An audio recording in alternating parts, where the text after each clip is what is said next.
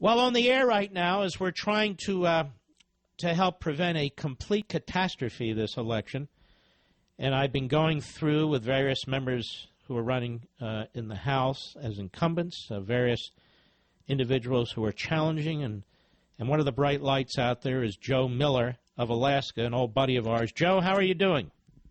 I'm doing great, Mark. How are you? Doing very, very well. Tell us what's going on in the great state of Alaska.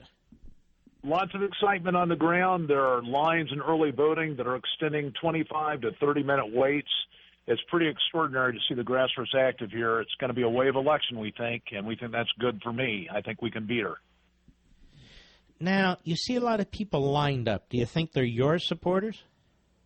We know many of them are our supporters. In fact, our headquarters here in Anchorage, which is where I'm at today, it's bustling. People coming in and out all the time. They're just disgusted with the direction of the country, with the direction of the state. They understand that they've got to elect bold new leadership to change out what's going on. Or frankly, Mark, they're disgusted with the direction of both parties, and they think that we need to have new leadership.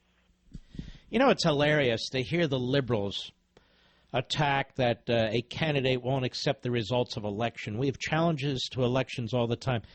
Did your senator accept the results of the election in your case?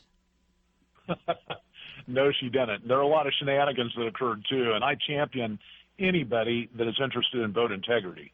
This is a huge problem across the United States. We're active in this campaign, making sure we got great precinct watchers, and it's great to see that people are so activated that they want to make sure that integrity of the vote is maintained. But no, she didn't. And now, frankly, Mark, I think she's going to rue the day. Now, Joe Miller, explain to everybody in Alaska and the country what's going on in this race. That how many candidates there are, and which parties are in the race here, and why you feel you have a good shot at this. We have an excellent shot at this. It's a four-person race. We have an independent that has hundreds of thousands of dollars, but she's not really independent. She's supported by the Democratic Party leadership, has the support of the Democratic Party. She's left on all the issues. And then we have the Democratic nominee, an anti-corruption guy, actually not a bad dude. He's just wrong on the issues. But he's going to continue to poll probably 15, 20 points. So they're splitting the Democratic vote. And Alaska is an increasingly purple state. That's important. It really is just a horse race right now between Lisa Murkowski and myself. And, of course, the beauty of it is Murkowski's on the left all the issues, too. I mean, she went out here and lied to Alaskans during the primary. Said, hey, I'm a conservative. Hey, I've got all these credentials. But, you know, she's got an F on Conservative Review, as you well know, Mark. And that, in fact, her F rating is at 20 points, which is lower than Charlie Rangel's. But it's not just Conservative Review. It's Heritage Action, F, Numbers USA, F, Freedom Works, F, Family Research Council, F, Club for Growth, F, American Conservative Union, F, and I'm still leaving out some. I mean, she's just wrong on all the issues, voting with Obama 72.3% of the time in the last Congress. She's got to go, doesn't reflect Alaskan values. She's bad for the state. She and her dad for 36 years have created a dynasty that's brought us down a dead-end road, and it's time to stop it. Is she spending a lot of money on TV? You know, her best friend in the U.S. Senate is Mitch McConnell. He has changed the finance laws. He slipped language into the last massive Omnibus Budget Act to empower himself through the National Republican Senatorial Committee, which is now loaded up with millions and millions of dollars to protect his friends. Is she getting that kind of largesse? She's getting lots of money, and she's spending it, millions upon millions of dollars. Most of our donations have come within Alaska, 70%. We have not deposited one PAC donation yet. We're out there running with the grassroots, running well, but you're right.